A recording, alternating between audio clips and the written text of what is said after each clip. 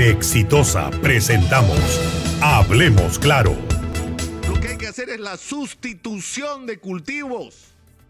El permitirle a la gente que tenga otras oportunidades distintas que en este momento son mejores que las de la hoja de coca cuyo precio se ha caído en el mercado. Los campesinos cocaleros son pobres y hay que sacarlos de la pobreza. De eso se trata. Y el conflicto de Madre de Dios en este momento y en Puno con los cocaleros tiene que ver exactamente con el mismo tema. Entonces ya es hora de que le demos una perspectiva distinta, es decir, que comencemos por entender qué es lo que tenemos al frente, por prever estos conflictos y por tener planes de largo plazo para ofrecerle a la gente, en el caso de los cocaleros, una alternativa distinta y legal, tranquila. ¿Ustedes qué creen? ¿Que les gusta tener esa vida amenazada para ganar además miserias? Porque finalmente terminan siendo explotados por los verdaderos dueños del negocio. Estamos enfrentando nuevamente, y como ha ocurrido en los últimos años, un incremento de los conflictos sociales, de las protestas que llevan al bloqueo de carreteras, que es algo que no debería ocurrir porque afecta los intereses y la vida de personas que en realidad no tienen ninguna responsabilidad con respecto a los conflictos allí planteados, pero que por el otro lado son la expresión de los niveles de hartazgo y de molestia de los ciudadanos con respecto a sus reclamos no atendidos. Y esto es una historia que lamentablemente, insisto, se vuelve a repetir. Todos estos conflictos son absolutamente previsibles. Es decir, comenzando por el conflicto de las Bambas que lleva hace años y que tiene su origen en el cumplimiento de compromisos adquiridos que no se han honrado y que provoca la legítima molestia e indignación de comuneros que han entregado sus comunidades para que sobre esos territorios se realice la explotación minera para que esto favorezca al país. Es decir, lo que resulta insólito es, siendo conscientes de que nuestra principal fuente de ingresos en este momento es la exportación de los minerales, y teniendo comunidades que están dispuestas a permitir y a ser parte del proceso de explotación de esos recursos, de no oponerse, de no ser gente antiminera, como se ha dicho en este país. Cuando hemos tenido conflictos en otras regiones, precisamente por eso, porque hay agricultores y hay comunidades que no confían en que la explotación minera sea algo que los favorezca y que temen que ésta pueda producir daños irreparables a sus fuentes de vida, como la agricultura, en el caso del río Tambo. Y por eso es que es tan importante que en situaciones como las presentadas en las Bambas, esto sea presentado como un modelo para el país. Es decir, un modelo donde se puede mostrar que la explotación de los recursos mineros es absolutamente posible en concordancia y en concierto con las comunidades sobre cuyos territorios se está realizando la explotación y cuyas vidas se van a ver afectadas, y esto implica a comunidades, ¿no?, incluso sobre las que no se está haciendo la explotación minera, pero que sus vidas van a ser afectadas directamente por la explotación de los recursos y sobre todo por el desplazamiento del mineral extraído. Y esto, que debería ser un ejemplo, se ha manejado tan mal en términos de responsabilidad estatal que ha terminado convirtiéndose en una fuente constante de conflictos. Insisto, conflictos previsibles, conflictos en los cuales el Estado tiene que asumir compromisos, pero que tienen que ser compromisos que se puedan cumplir, pero además que una vez suscritos se asuma la responsabilidad de llevarlos a la práctica. Estamos dando vueltas y vueltas alrededor de lo mismo. Y es necesario que el Estado, como titular del mineral, porque el mineral es propiedad del Estado peruano, que es concesionado a empresas para que estas empresas lo exploten, pero el dueño sigue siendo el Estado. Y por lo tanto el Estado no puede pretender, o los funcionarios del Estado, aparecer como simples intermediadores. El Estado tiene que ser el garante de que los compromisos adquiridos se cumplan.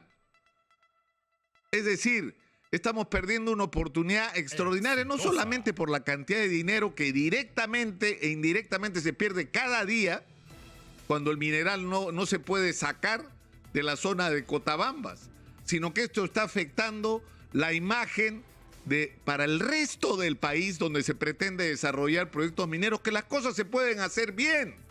Y algo similar ocurre, y guardando las distancias, con el tema de los cocaleros. Es decir, ¿por qué la gente se dedica al cultivo de coca? Porque son unos narcotraficantes que odian a la sociedad, porque no les queda otra alternativa. En la inmensa mayoría de casos no tienen otra alternativa.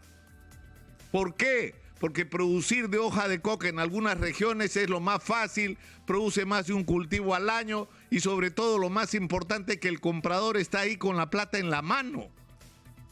Y se ha hablado durante décadas del proceso de sustitución de cultivos que han sido más palabras que realidades, porque sustituir cultivos implica invertir en infraestructura para poder sacar los productos, implica invertir en tecnología, en asesoramiento, en créditos para los agricultores, en integrarlos al mercado, por ejemplo, de la agroexportación, que hoy es un boom en el mundo, y eso no se ha hecho, y si algo se ha hecho ha sido absolutamente limitado.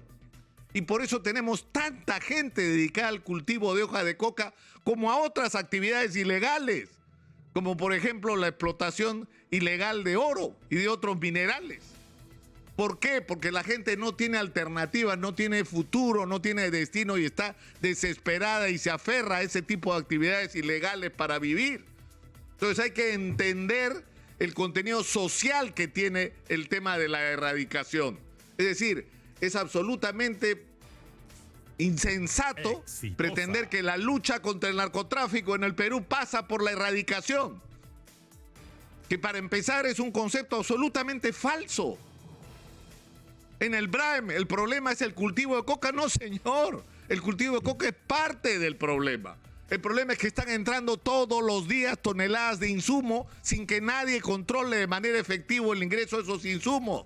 Lo que ocurre es que se está permitiendo la salida todos los días de toneladas. 400 toneladas al año salen solo del BRAEM, de clorhidrato terminado, de laboratorios que existen en esos valles. ¿Y esto qué significa? Que alguien está permitiendo que eso ocurra. Todos los días salen avionetas del BRAEM. Entonces, el problema son los cocaleros. Ese es el problema, ese es el enfoque, eso es lo que hay que hacer para acabar con el narcotráfico en el BRAEM.